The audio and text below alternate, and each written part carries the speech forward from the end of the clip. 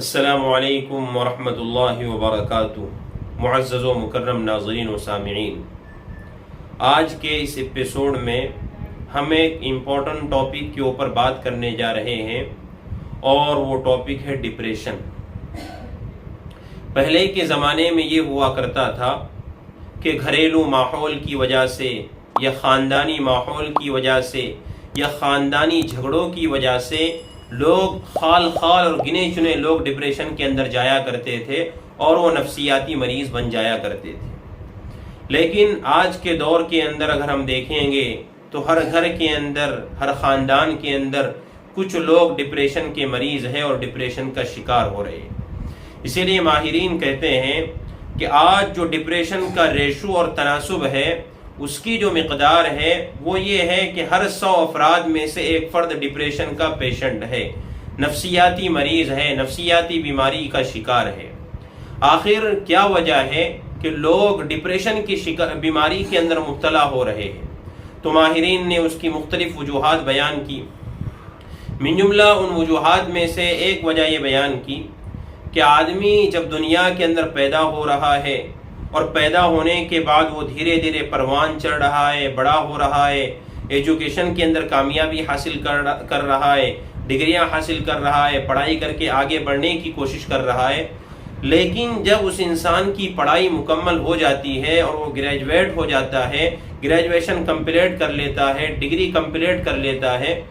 تو اس کے بعد اس کو روزگار اور معیشت کے مواقع فراہم نہیں ہوتے۔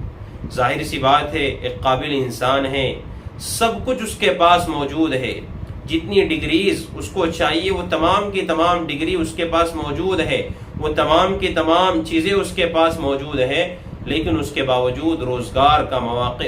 کے مواقع اس کو فراہم نہیں ہے۔ تو اب ظاہر سی بات ہے، ایک انسان سوچنے کے اوپر مجبور ہوگا، سوچنے کے اوپر آمادہ ہوگا، اور سوچتے سوچتے وہ بہت آگے نکل جائے گا، اور آخری نتیجہ یہ ہوتا ہے کہ انسان ڈپریشن کے اندر چلا جاتا ہے، اور جب ڈپریشن کے اندر چلا گیا، نہ جانے اس کو کون کون سی بیماریاں لاحق ہو سکتی ہے، اس کا ہم اندازہ نہیں لگا سکتے۔ ابھی کچھ دنوں پہلے یہ خبر آئی تھی کہ ایک موٹیویشنل اسپیکر تھا، لوگوں کو ابھارنے کا وہ کام کیا کرتا تھا، لوگوں کو ڈپریشن سے نکالنے کا کام کیا کرتا تھا۔ جو لوگ نفسیاتی بیمار بن چکے تھے ان لوگوں کو اس بیماری سے نکالنے کا کام کرتا تھا، لیکن جو اس کا انجام ہوا وہ یہ ہوا کہ وہ انسان ڈپریشن کا شکار ہوا، اور ڈپریشن کا شکار ہونے کے بعد اس نے سوسائڈ کر دیا، خودکشی کر لی۔ یہ انجام ہو رہا ہے۔ اس کی بنیادی وجہ یہ ہے کہ ہم لوگوں کا ایمان تقدیر کے اوپر نہیں ہے، کیونکہ اللہ رب العزت نے انسان کا مقدر اس کے پیدا ہونے سے پہلے لکھ لیا ہے۔ روایتوں کے اندر صراحتاً آیا ہے کہ اللہ رب العزت تقدیر لکھ دیتے ہیں۔ تو ایک ایمان والے کا، ایک اللہ رب العزت پر اور جناب نبی کریم صلی اللہ علیہ وسلم پر جو شخص ایمان رکھتا ہے، اس کا بنیادی فریضہ یہ ہے کہ وہ تقدیر پر ایمان رکھے، کیونکہ انسان کا جو مقدر اللہ رب العزت نے لکھ لیا ہے، اس کا مقدر اس کو مل کر رہنا ہے۔ اسی وجہ سے کہا جاتا ہے کہ انسان نہ مقدر سے زیادہ لے سکتا ہے اور نہ مقدر سے کم کر سکتا ہے، یعنی جتنا مقدر اس کے لیے لکھ دیا گیا ہے وہ مقدر اس کو مل کے رہنا ہے۔ اسی وجہ سے کہا جاتا ہے، عربی کا ایک سینٹنس اور ایک جملہ ہے، اس جملے کا مفہوم یہ ہے کہ انسان کے مقدر کے اندر اگر کوئی چیز لکھی ہوئی ہے اور وہ چیز پہاڑوں کے درمیان میں چھپی ہوئی ہے، پہاڑوں کے درمیان میں وہ پوشیدہ ہے، اس کے باوجود بھی اللہ رب العزت اس تک وہ چیز پہنچا دیں گے۔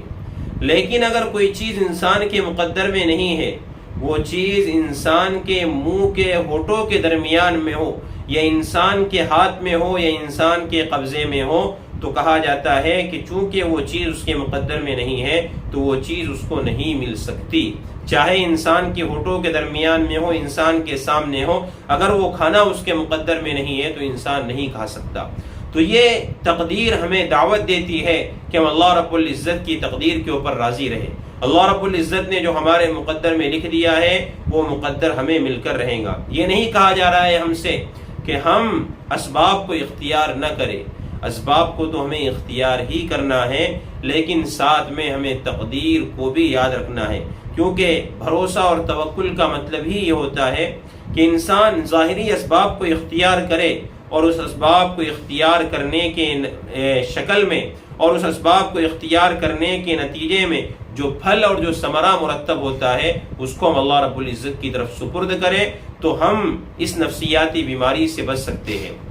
اور دوسرا علاج جو بتلایا گیا ہے وہ یہ کہ ہم مادیت سے نکل کر، دنیا سے نکل کر ہم آخرت کی فکر کے اندر آئے، مادیت سے نکل کر ہم روحانیت کی طرف آئے۔ جو منزل ہمارے بزرگان دین نے دی ہے، جن کے اندر دعاؤں کی تلقین کی گئی ہے، دعائیں پڑھنے کے لیے کہا گیا ہے، فجر کے بعد جو دعائیں پڑھنے کے لیے رکھی گئی ہیں ان دعاؤں کا ہم اہتمام کریں۔ اللہ رب العزت کی ذات سے امید ہے کہ ہم اس مہلک مرض سے اور اس ڈپریشن کی بیماری سے ہم بچ سکتے ہیں۔ اللہ رب العزت سے دعا ہے کہ اللہ رب العزت عمل کی توفیق عطا فرمائے۔ والسلام علیکم ورحمۃ اللہ وبرکاتہ۔